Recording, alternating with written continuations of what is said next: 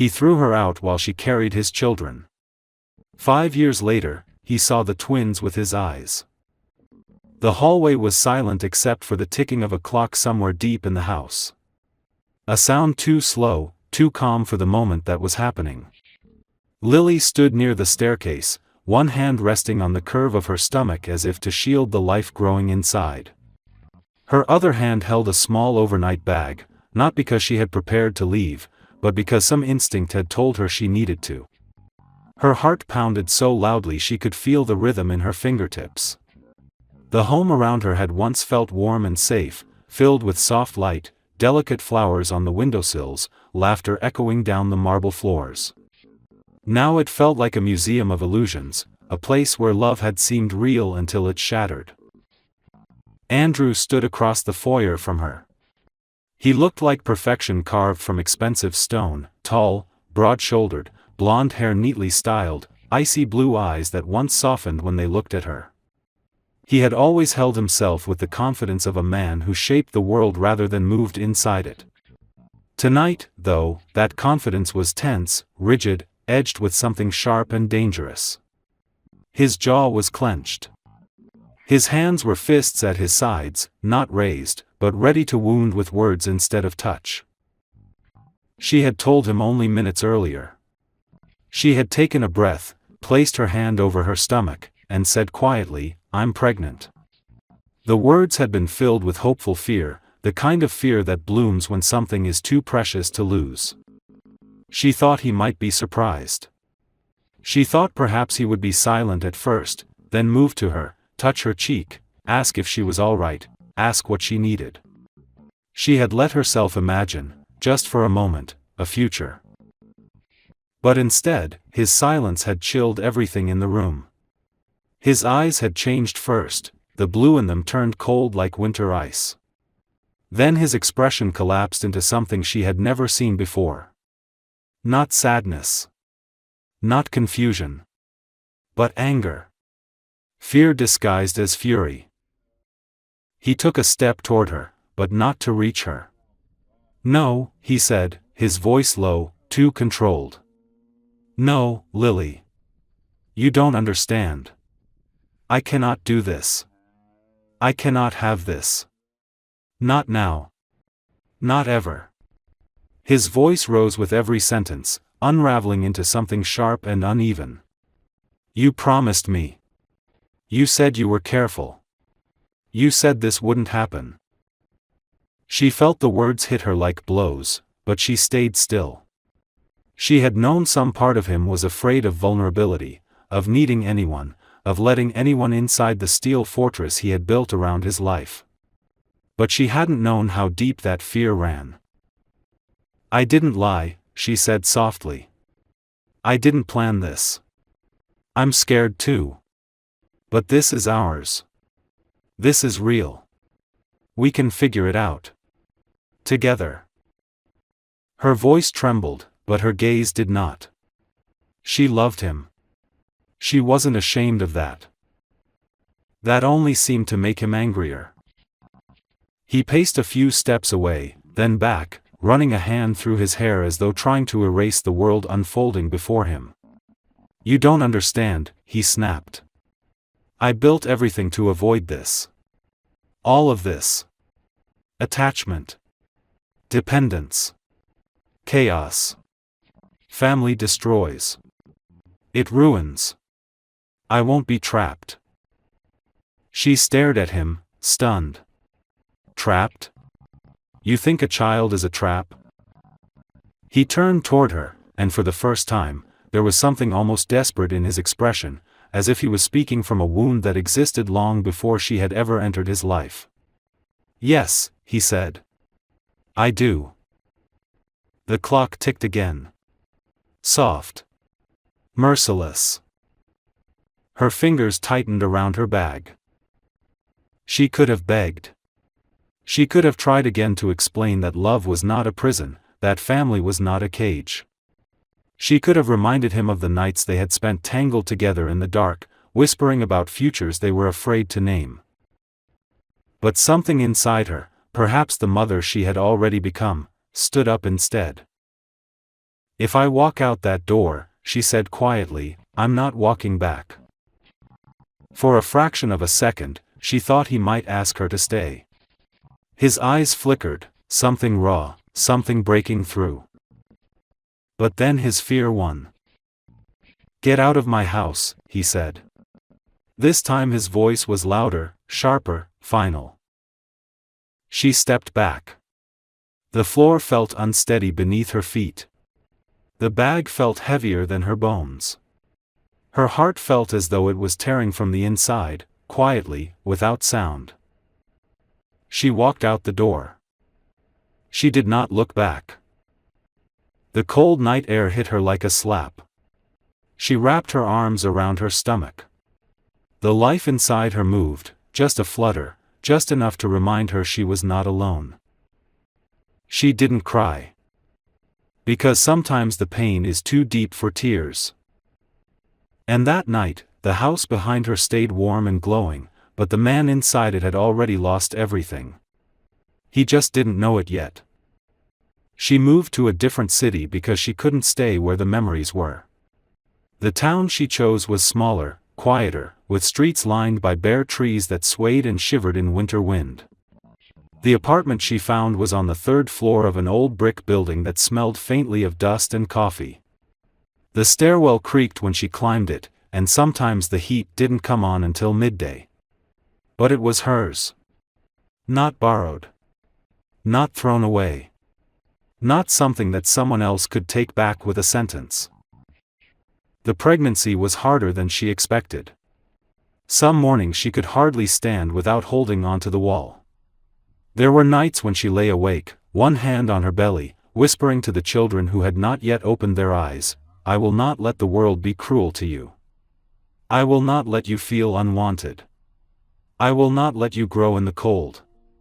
The fear was real, but so was the determination. It came from a place deeper than words. She had lost something when she walked out of that house, but she had gained something far more unbreakable, a reason to survive. She found work online. Graphic design, small commissions, freelance advertisements. Not enough to make life easy, but enough to keep the lights on and food in the kitchen. She worked sitting up in bed with her laptop balanced over the curve of her stomach, stretching her aching back every hour. Sometimes tears burned behind her eyes, not from sadness, but from exhaustion. And yet, when she felt the baby's kick, the world steadied again. It reminded her she was not walking through the dark alone. The day the twins were born, the sky outside was gray and heavy, as if winter had wrapped itself around the city. The hospital room was bright, too bright, the walls white and clean and indifferent. The labor was long, and the pain came in waves so intense she thought her bones might splinter. But she held on. She pushed through it. And when the first baby cried, a sound sharp and bright like a crack of light splitting the sky, something inside her broke wide open. When the second baby arrived only minutes later, the room filled with sound. Two voices. Two lives. Two beginnings. They placed the babies in her arms, two tiny bodies wrapped in identical white blankets. They were warm and impossibly small. And their eyes, when they opened them, were blue, clear and bright and familiar. The breath caught in her throat and stayed there. For a moment she couldn't move. Couldn't speak. Could only stare at them and feel the world rearrange itself around these two new hearts. She named the first Sophia. It meant wisdom. Strength of spirit. She named the second Eva. It meant life. The breath of existence. The beginning of something new. Together the names felt like a promise. A prayer. A vow. The nurses told her to rest, but rest was something that lived far from her now. The reality of motherhood arrived all at once, feedings, diapers, waking every 2 hours, rocking one baby while the other cried. The apartment was filled with the soft sound of lullabies and the sharp cries that pierced through every hour of night. Sometimes she sang just to keep herself steady.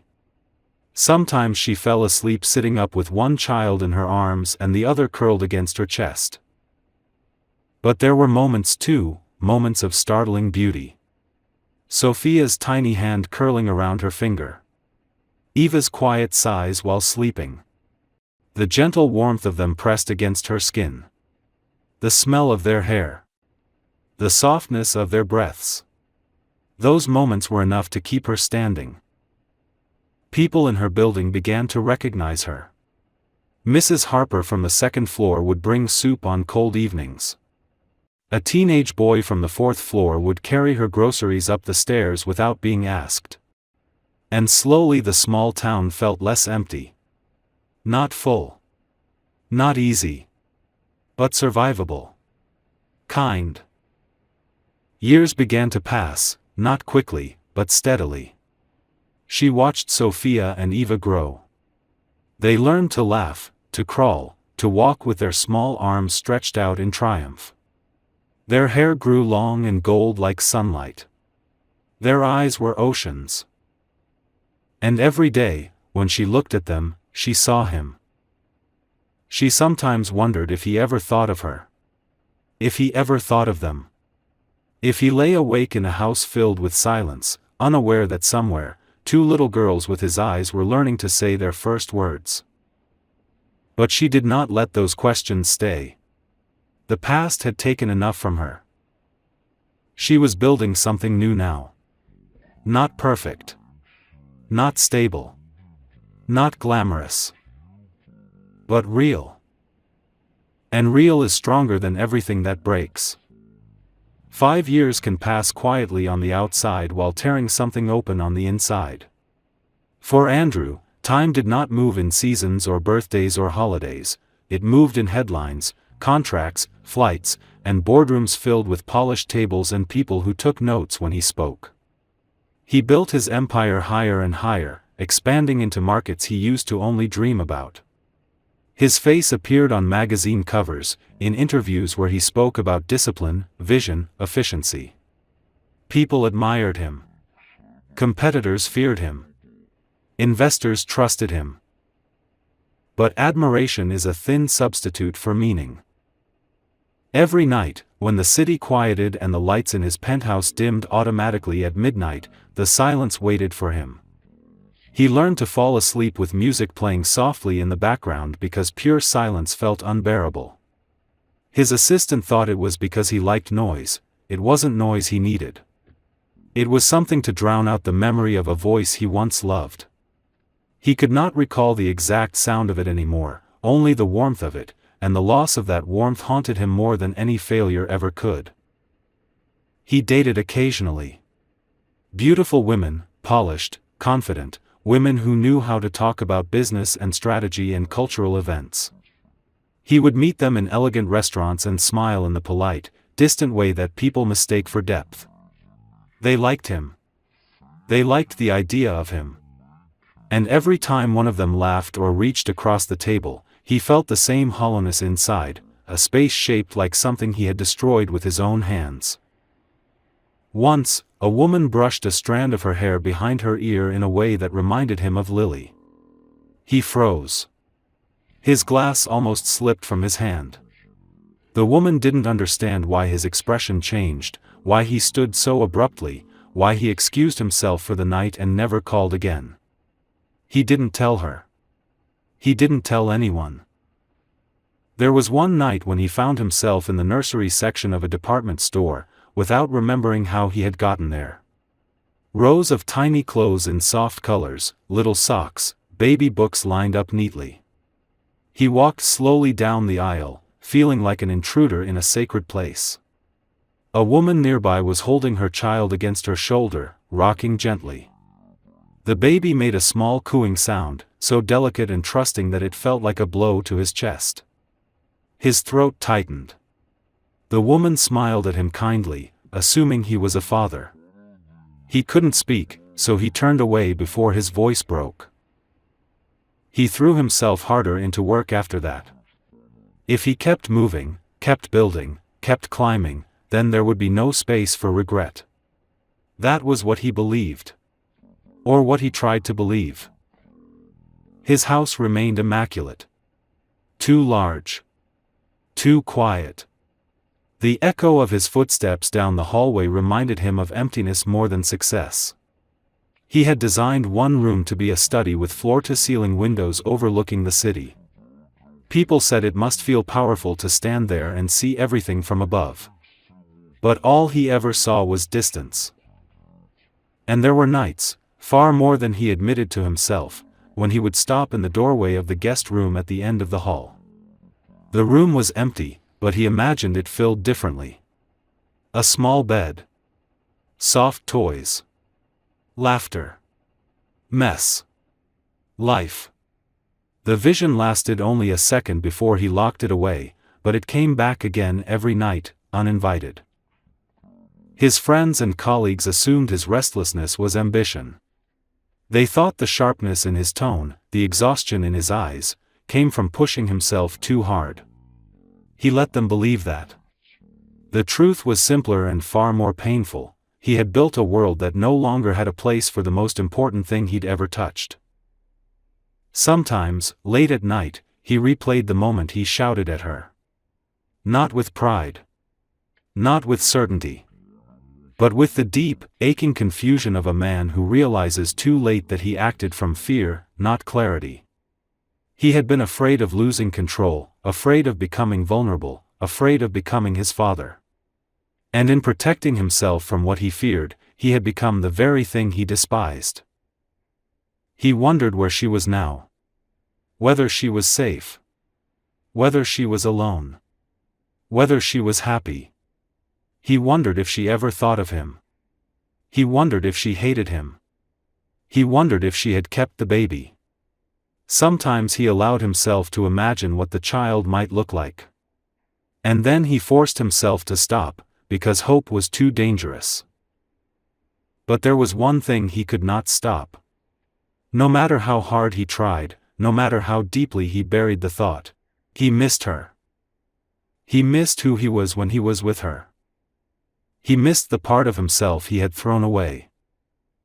And he had no idea that somewhere, in a small city he had never bothered to visit, two little girls were growing up with his eyes, his smile, and his laugh, two pieces of his heart living outside of him, waiting for the day fate would bring them back into his world. Winter had a way of making the city feel softer, as if the world had been covered in a quiet blanket that dulled the edges of everything sharp.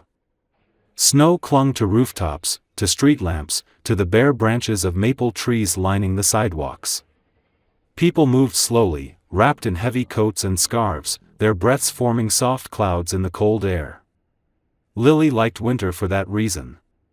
It made the world gentle, and gentleness had been something she fought hard to protect. She and the girls had made a ritual of visiting a small cafe on the corner every Saturday morning. It was a cozy place with warm lighting, wooden tables, and the smell of cinnamon and coffee drifting through the air. Sophia and Eva loved it because the barista always gave them extra marshmallows for their cocoa, and because there was a large window where they could watch snowflakes fall and pretend they were tiny stars. That morning felt like any other. The girls sat on either side of Lily, their blonde hair tied in messy braids, their cheeks rosy from the cold. Sophia was carefully decorating a sugar cookie with colored icing, sticking out her tongue in concentration, while Eva insisted her snowman cookie needed just a little more sparkle, which meant an unreasonable amount of sprinkles. Lily watched them with a soft, tired smile, the kind of smile that comes from loving so deeply it aches. She didn't notice him at first. The cafe door opened, letting in a gust of cold air and the sound of muffled traffic. A man stepped inside, brushing snow from the shoulders of his coat. He was tall, his coat a deep charcoal wool, his scarf wrapped loosely around his neck. His hair was a shade of gold that caught the light, and his blue eyes scanned the cafe with the absent awareness of someone looking for a place to sit. He seemed like any other customer on a winter morning. But when he turned his head, something in the air shifted. Lily felt it before she saw him. A pressure in her chest, a sudden stillness. She lifted her eyes, and the world around her seemed to fall away. Time did not stop, but it stretched, slow, heavy, almost fragile. Andrew. He was older, though only by a few years. His features were sharper now, carved by stress and quiet nights without sleep. His posture still held authority, but he looked tired in a way she had never seen before. The confidence he once wore like armor now seemed thinner, cracked at the edges. But his eyes were the same blue she remembered, the same blue that had once felt like home. He saw her. And then he saw them. Sophia looked up first, innocently, smiling as she offered Lily her cookie to admire. Her blue eyes, his eyes, shone with uncomplicated joy. Eva followed, her laughter spilling out as she shook sprinkles onto the table by accident. The resemblance was undeniable. They were mirrors of him in miniature form. Reflections of a life he had once rejected. Andrew stopped breathing for a moment. Not literally, but in the way a person does when the world shifts beneath their feet. His gaze locked on the twins, and something inside him shattered without a sound. There was no confusion, no hesitation, no need for explanation. Recognition was immediate and absolute. The truth hit him with such force that his hands trembled at his sides.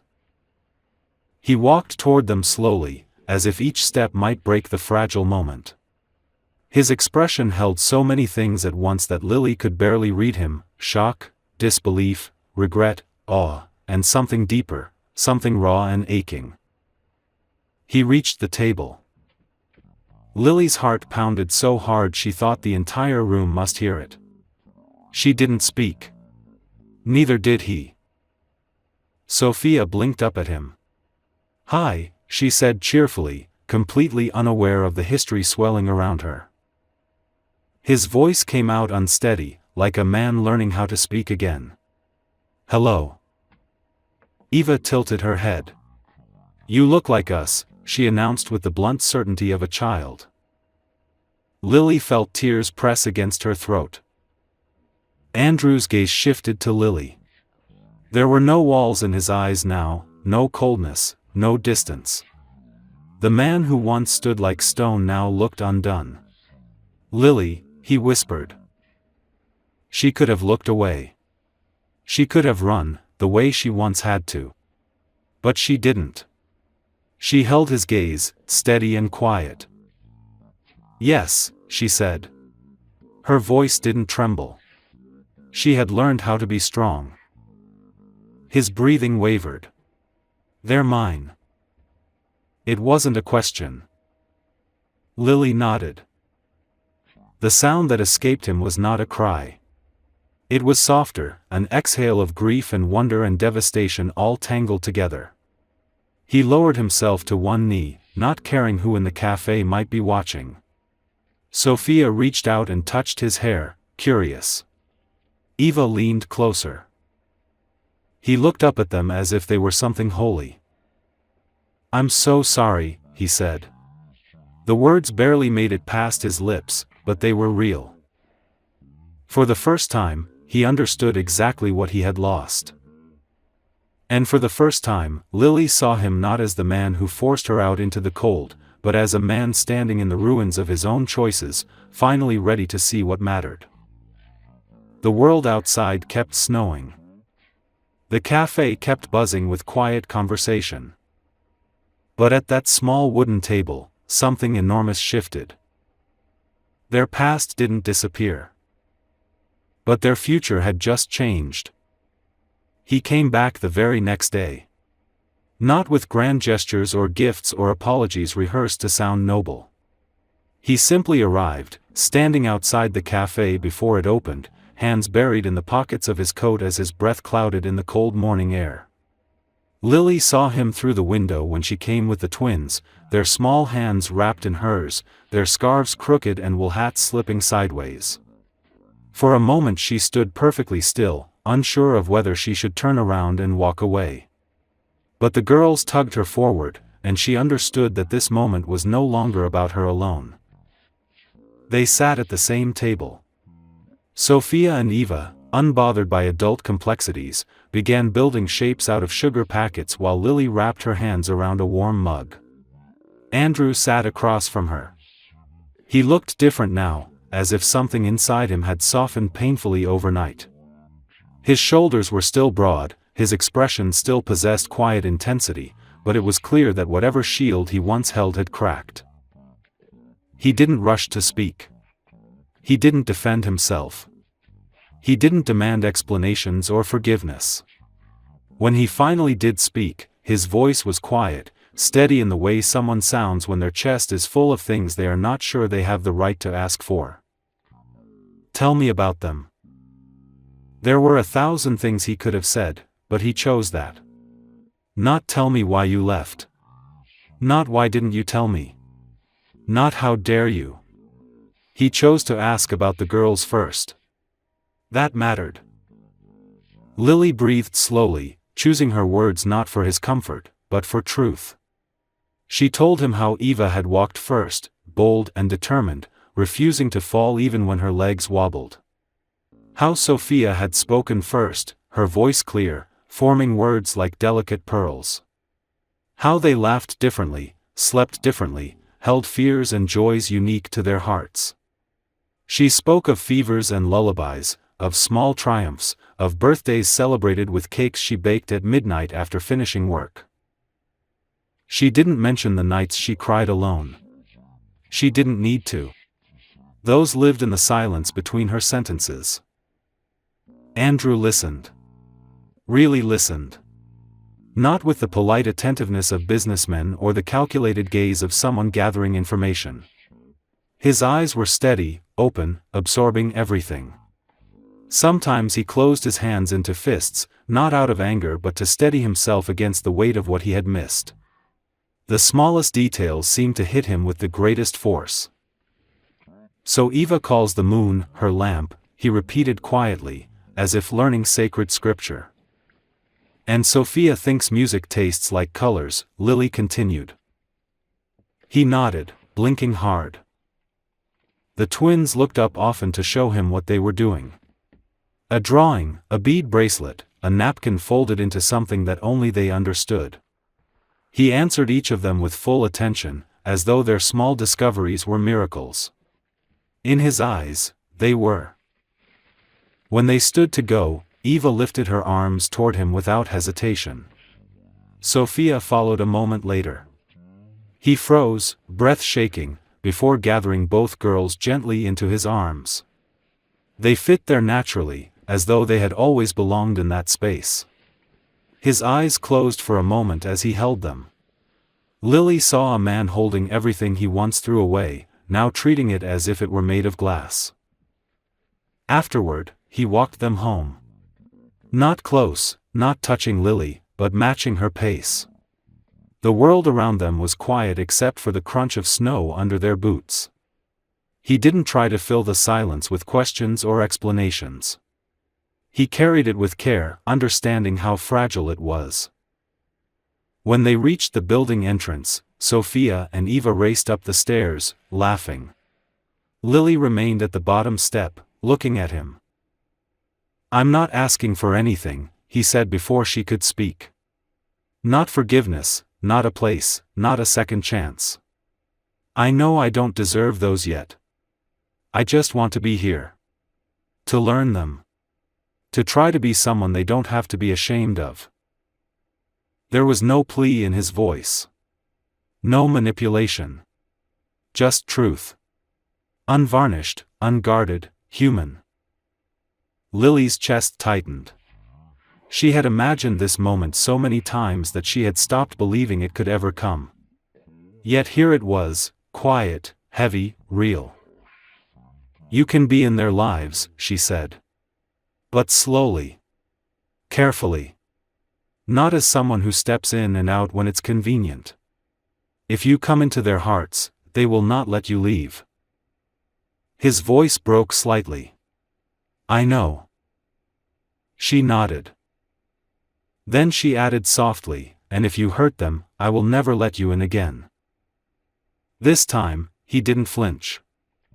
He simply nodded, accepting the truth as a vow. He looked up the stairs where the girls had disappeared. "I won't leave," he said. Not a promise made to convince. A promise spoken because he finally understood the cost of breaking one. And for the first time since the day she walked out of his house, Lily believed him. Winter turned slowly into early spring, the kind where the snow melts unevenly and leaves patches of green grass showing like soft promises. The air was still cold, but not sharp anymore. There were days when sunlight lingered longer on the windows, and birds returned to sit on the telephone wires outside Lily's apartment. Life did not change all at once, but gradually, in the kind of quiet progression that only becomes noticeable when you pause long enough to look back. Andrew began spending afternoons with the twins. At first, he visited only in public places, the park, the cafe, the library's children's section.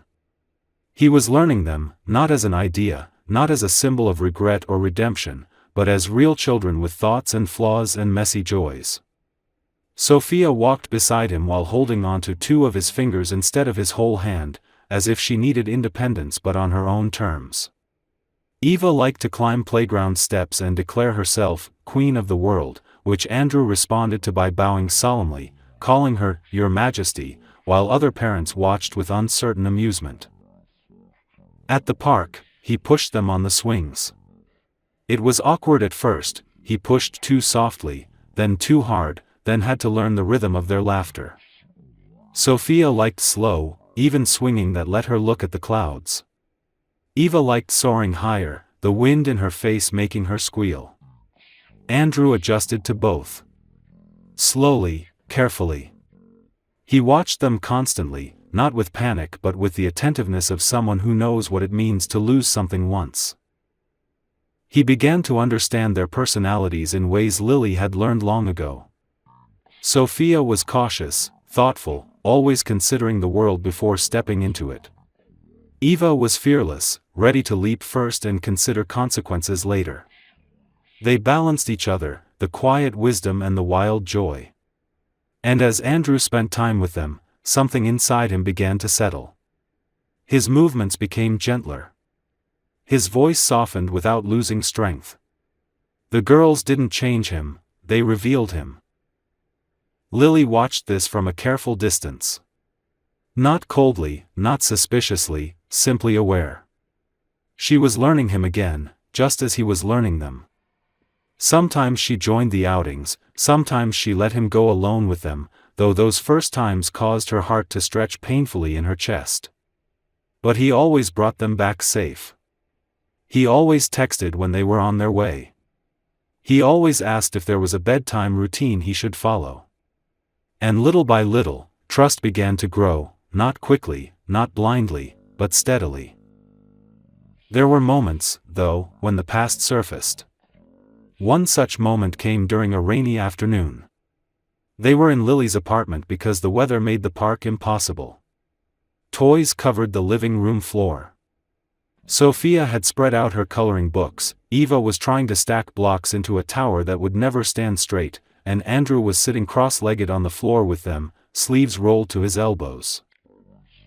The twins were laughing about something, a joke only children could understand, when Eva, without warning, said, "Before you came, Mama cried a lot." The words fell into the room with weight. Sophia looked up, her expression thoughtful, not embarrassed, simply honest. "We hugged her," she added softly. The silence that followed was not loud or dramatic. It was fragile. Andrew looked at Lily, and this time his eyes did not avoid the truth. He didn't look ashamed in the shallow way someone does when they want forgiveness. He looked broken in the honest way of someone who finally sees the full shape of what they destroyed. He did not defend himself. He did not say he was different now. He did not say he had reasons. He simply nodded slowly and said, "Thank you for taking care of her." Not an apology. But something deeper, acknowledgement. Lily's throat tightened. She didn't want to cry, but her breath wavered. She looked at the twins, their innocent sincerity, their lack of resentment. They had not learned bitterness. She had kept them safe from that. But she had not been able to protect herself from every wound. "Don't hurt them," she said quietly. "Don't hurt me again." It was not a threat. It was a truth spoken from scar tissue. Andrew leaned forward, resting his hand gently on the floor near hers. Not touching. Just near. Close enough to say, "I hear you." "I won't," he answered. The words were simple, but they carried weight that came from somewhere deep, somewhere real. The rain tapped softly against the windows, a steady rhythm like breathing. The girls went back to playing. The tension eased. Life continued. And in the small, everyday acts, tying shoes, wiping sticky fingers, laughing at half-understood jokes, something fragile and powerful began forming between them. Not reconciliation. Not yet. But the beginning of something new. Something growing. Something alive. Something that could, one day, be whole. Spring matured into early summer, and the city seemed to breathe more deeply, as if it too had survived something. The trees bloomed, the river thawed, and children filled the parks with running footsteps and laughter. With each passing week, the rhythm of their lives shifted, subtly, but undeniably. Andrew was no longer just a visiting presence, he had become a familiar one. The twins expected him. They called his name when they saw something interesting, when they fell down, when they laughed at something only they found funny. Their affection came naturally, without hesitation, without caution. Children do not withhold love. They give it freely, believing the world will hold them. But Lily had learned caution. She knew how quickly love could be torn away. She knew how silence could cut deeper than shouting. So she watched. And she measured. And she waited to see if this was real, if it would last, if the man standing before her now was the same man who once shut her out, or someone new entirely. There came a day that made this question clearer. It was a warm afternoon, and they had gathered in the park for a picnic. The twins ran barefoot in the grass, chasing butterflies and each other in circles. Lily sat on a blanket beneath a large oak tree, sorting snacks into small bowls. Andrew helped, though he was more focused on watching the girls than on handing her the strawberries she'd asked for twice. "Andrew," she said at last, unable to help the small laugh in her voice, "the strawberries?" He blinked as if waking from a dream, looked down at the bowl in his hands, and handed it to her with a sheepish shake of his head. "Right. Yes." There was a softness in that small mistake, a gentleness that didn't exist before. The man who once lived entirely in control now allowed himself to be distracted by something joyful. Sophia came running toward them, holding a flower. "For you," she announced, thrusting it toward Andrew instead of Lily. It was a small, uneven wildflower, its stem slightly crushed from her grip. Andrew took it as though she'd handed him something priceless. He didn't just tuck it aside, he tied it carefully through one of his coat buttonholes, as if it belonged there permanently. Sophia beamed. Lily saw something flicker in her chest, warmth, sharp and tender at once. Eva ran up next, dirt smudged on her knees, grass in her hair, and declared loudly that she had caught the biggest bug in the entire world. Andrew knelt to look at it without flinching. His expression was serious and awestruck, as though the tiny beetle truly was a marvel of nature. Eva glowed with pride. Lily watched all of this with a quiet ache. Not a painful one, more like a memory of pain, softened by time. Later, while the girls chased fireflies near the trees, Lily and Andrew remained sitting on the blanket. The sunlight filtered through green leaves overhead, casting dappled shadows on the ground. The air was warm, and the world felt suspended in a peaceful pause. Andrew broke the silence. "I've been thinking," he said, voice measured. "About that night. When you told me. And I. His throat tightened, as though the words themselves were heavy. I didn't understand that fear could make someone cruel. But I was cruel. And I've regretted it every day since. Lily didn't interrupt. She didn't rescue him from the discomfort of saying it. She let him speak. I thought love would trap me. I thought becoming a father would take everything I had built. I didn't understand that it would have given me something I was missing. He stared down at his hands, which were steady now. I didn't know how to be loved without feeling like I was losing control. And I hurt you because of it. Lily breathed slowly. Her heart didn't race this time. It simply listened.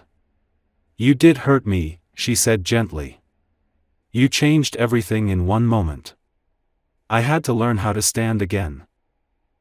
He nodded. I know.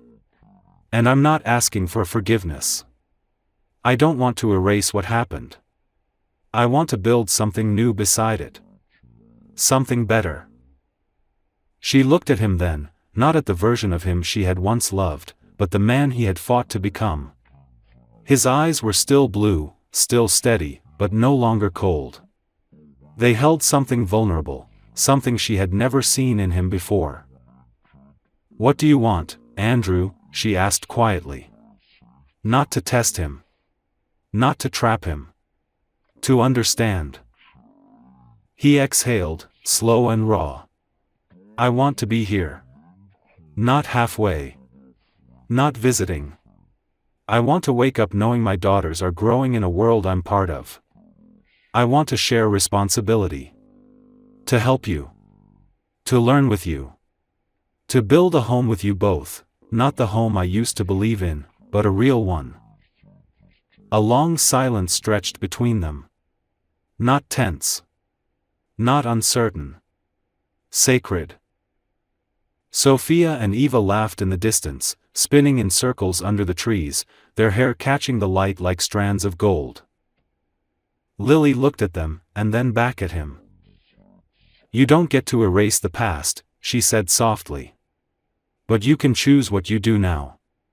And so can I. He nodded once. A quiet, steady acceptance. She leaned back on her hands, letting sunlight warm her face. We build slow, she said. Not rushed. Not fragile. Real. Something changed then, not a grand declaration, not a kiss, not an embrace. Something quieter. Deeper. They didn't need to say that this was the beginning of something. It already was. Summer faded into autumn, the air turning crisp and bright, leaves shifting to gold and amber. Change happened gently, not through a single dramatic moment, but through the slow shaping of days. There were small things first. Andrew began leaving a spare sweater at Lily's apartment.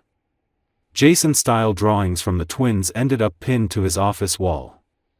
His phone lock screen changed to a picture of Sophia asleep on his shoulder and Eva tangled in his scarf like a mischievous kitten. None of it was spoken aloud. None of it was declared. Life had simply begun to knit them together in quiet, unquestionable ways. He found a house. Not like the one he once lived in, cold, echoing, immaculate. This one sat near a lake at the edge of the town, where the water reflected the sky in still ripples. The house had soft white walls, warm wood floors, and wide windows that filled the rooms with sunlight. It was peaceful in a way that didn't demand silence. It felt like the beginning of something rather than a memory of someone else's past. He didn't tell Lily immediately. He waited, learning stillness, learning patience. The Andrew who once demanded control now understood that love was something that could only grow if given freedom. One afternoon, while the twins were in the middle of constructing a grand pillow fort in the living room, he asked if she would take a walk with him. The question was soft, easy, without pressure. She agreed, though her eyes flickered with questions unspoken. The path to the lake was lined with tall grasses and wildflowers just past bloom. Leaves underfoot made a gentle rustling sound. They walked without hurry, side by side, their steps falling into natural rhythm. For a while, they didn't speak at all. The silence between them had changed over time. It was no longer something tense and fragile. It was steady, shared, companionable. When the house came into view, Lily stopped. The structure stood simple and unpretentious, with a wide porch and a sloping roof, surrounded by a yard big enough for bare feet and running laughter. There was nothing dramatic about it, nothing imposing. It simply looked like a place meant for living. Andrew didn't look at the house. He looked at her. "I didn't buy it to replace anything," he said quietly. "I didn't choose it to erase the past or pretend it didn't happen. I wanted to build something that starts from now. Something whole. Something real. With you. With them. Not as an apology. As a future." Lily didn't speak immediately. Her heart felt full and fragile at the same time, like something new being born. She walked toward the porch and placed her hand on the wooden railing. It was smooth, warm from the sun. She imagined the twins running barefoot across the lawn, hearing their laughter echo between the trees. She imagined mornings where sunlight poured into the kitchen. She imagined evenings where no one was alone. She imagined peace. When she turned to face him again, there were no tears in her eyes, only recognition. Not relief, not disbelief, recognition of a truth she had not allowed herself to believe until now. He had changed. Not because she asked him to, not because life forced him to, but because love handled him gently and slowly, reshaping him from the inside out. "We'll move slowly," she said softly. He nodded. "As slowly as you want." She stepped closer. Their hands brushed. Not clasping, not holding, just touching. But that small contact felt like the closing of one story and the beginning of another. The move wasn't perfect. The twins cried when they realized they wouldn't see Mrs. Harper from the second floor every morning. Lily had to sort through boxes filled with pieces of a life lived in survival mode. Andrew learned how to assemble furniture with minimal swearing. Eva attempted to help by handing him screws in random emotional order. Sophia labeled every drawer in careful handwriting, sometimes misspelling the words in ways that made them laugh. On the first night in the new house, they didn't have everything put away. The kitchen table was still unassembled. The living room held half-open boxes. The girls fell asleep in a pile of blankets, curled together like two halves of one dream. Lily sat beside them on the floor. Andrew sat beside her. The house was quiet, but not empty. Lily rested her head against his shoulder. This time, he didn't freeze. He didn't overthink. He simply leaned gently against her, matching her breath without trying to own it. Outside, the lake shimmered under moonlight. Leaves rustled softly in the wind. The world felt steady, real, alive. Their story didn't end with forgiveness. It didn't end with a kiss. It didn't end with perfection. It began with presence. With choosing, again and again, in small quiet moments. Love didn't return. It grew, slowly, tenderly, from everything they had survived. And this time, it was strong enough to stay.